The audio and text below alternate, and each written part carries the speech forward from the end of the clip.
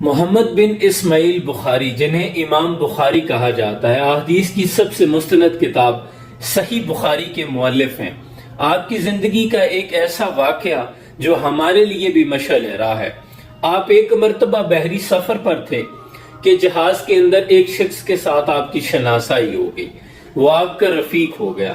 باتوں باتوں میں اس نے آپ سے پوچھا کہ آپ کے پاس رخت سفر کیا ہے؟ تو آپ نے بتا دیا کہ میرے پاس 1000 اشرفیاں ہیں۔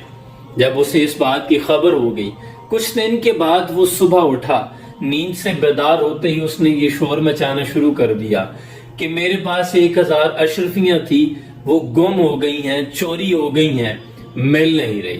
اب جب اس نے شور مچایا، امام بخاری نے یہ سنا تو آپ دل ہی دل میں یہ گمان کرنے لگے کہ چونکہ 1000 اشرفیاں تو میرے پاس ہیں، اب جب یہ شور مچائے گا، تلاشی لی جائے گی تو وہ اشرفیاں میرے پاس برآمد ہو جائیں گی، تو اس طرح جھوٹا الزام میرے سار آئے گا۔ آپ نے ان اشرفیوں کی تھیلی کو سمندر میں پھینک دیا۔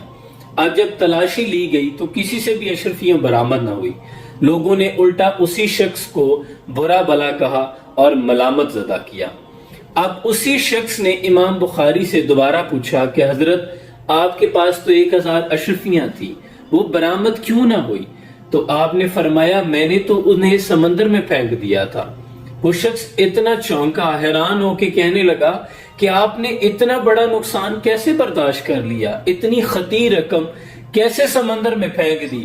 تو امام بخاری نے کہا کہ میں نے اپنی ساری زندگی صرف کر کے جو عزت، جو مقام اور مرتبہ حاصل کیا تھا، کیا میں اسے 1000 اشرفیوں کے عوض فروخت کر دیتا؟ اس چوری کا الزام میرے سار آتا اور میں نے جو عزت کمائی تھی وہ خاک میں مل جاتی۔ میرے لیے ہرگز مناسب نہیں تھا کہ اتنی محنت کر کے میں نے جو عزت کمائی، آج اتنی چھوٹی سی رقم کے عوض اسے فروخت کر دیتا۔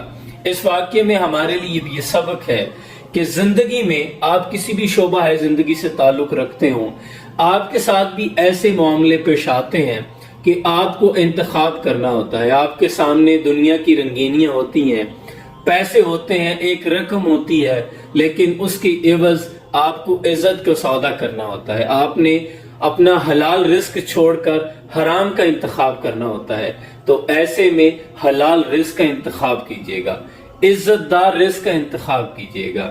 ایمان مجھے روکے ہے جو کھینچے ہے مجھے کفر، کعبہ میرے پیچھے ہے کلیسا میرے آگے۔ زندگی میں ہمیں یہ سامنا ہوتا ہے، دنیا کی رنگینیاں آپ کو سامنے سے دلکش نظر آتی ہیں، ایمان آپ کو پیچھے سے روکتا ہے، تو خدا کے لیے عزت اور حلال رزق کا انتخاب کیجیے گا۔ عزت کے معاملے میں کبھی بھی آپ کسی بھی طرح کی دنیا کی کوئی عیش و عشرت قبول نہ کیجیے گا، کیونکہ عزت اور ایمان بہت قیمتی چیز ہے۔ اللہ آپ سب کو عزتوں کی بلندیاں دکھائے۔ سلام پہنچے۔